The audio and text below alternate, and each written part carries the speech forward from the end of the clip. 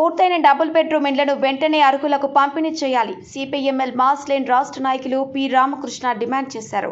నిజామాబాద్ జిల్లా దర్పల్లి మండల కేంద్రంలో శుక్రవారం నాడు పూర్తయి పంపిణీ చేయకుండా ఖాళీ ఉన్న డబుల్ బెడ్రూమ్ ఇండ్లను పరిశీలించారు.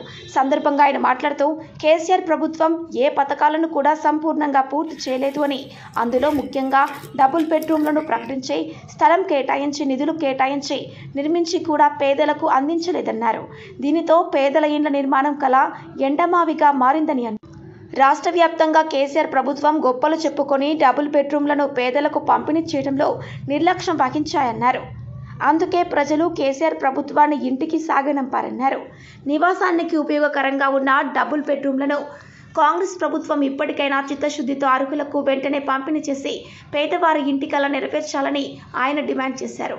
నిర్మాణం పూర్తయిన డబుల్ బెడ్రూమ్లను పంపిణీ చేయకపోతే పేదలు ఆక్రమిస్తారని ఆయన హెచ్చరించారు. కార్యక్రమంలో CPML mass line Armoor division సహాయ కార్యదర్శి ఆర్ రమేష్, మండల నాయకులు ఈ రమేష్, బి కిషోర్, ఆశన్న, సాయినాథ్ తదితరులు ఉన్నారు. దర్పల్లి మండల కేంద్రంలో ఇప్పుడు మనం ఇక్కడ ఉన్నాం. గత ప్రభుత్వం టీఆర్ఎస్ ప్రభుత్వం, తెలంగాణ ప్రభుత్వం, తెలంగాణ ఏర్పడ్డ తర్వాత తెలంగాణలోని ఇల్లు లేనటువంటి పేదలు ఉండకూడదని ఒక్కరోజు సర్వే చేసి ఎంతమంది ఉన్నారో వాళ్ళందరికీ కూడా డబుల్ బెడ్రూమ్ ఇల్లు కట్టిస్తామని చెప్పినటువంటి కేసీఆర్ ప్రభుత్వం హయాంలో మొత్తం రాష్ట్రంలో ఉన్నటువంటి వాళ్ళందరికీ ఇల్లు నిర్మిస్తామని చెప్పినటువంటి మాట ఇయ్యాలటికి కూడా అమలు కానటువంటి స్థితి ఉన్నది.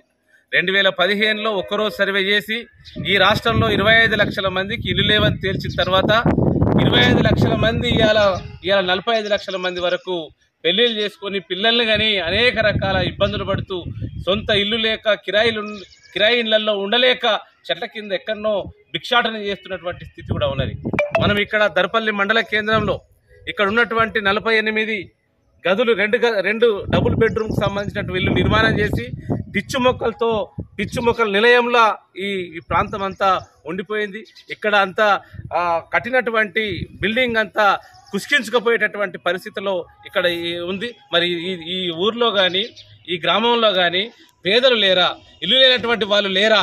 ఈ ఇల్లు లేనటువంటి వాళ్లకు, పేదలకు, నిజమైన లబ్ధిదారులకు ఇవ్వటానికి రాజకీయ నాయకులకు, అధికారులకు ఎందుకు చేతులు రావటం లేదని సిపిఎంఎల్ మాస్ ప్రజాపందగా మేము ప్రశ్నిస్తూ ఉన్నాం.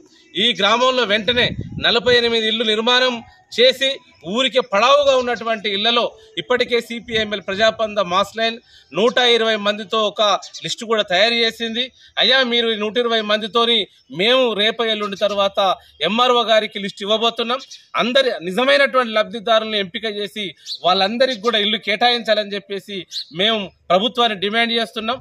లేని పక్షంలో తప్పకుండా మేమే ఆ ఇళ్ళని పేదలు మా పార్టీ ఆధ్వర్యంలో అట్లాగే ప్రజలందరి ఆధ్వర్యంలో ఈ ఇళ్ళని కబ్జా చేసుకొని అక్కడ నివాసం ఉంటారని కూడా తెలియజేస్తా ఉన్నాం.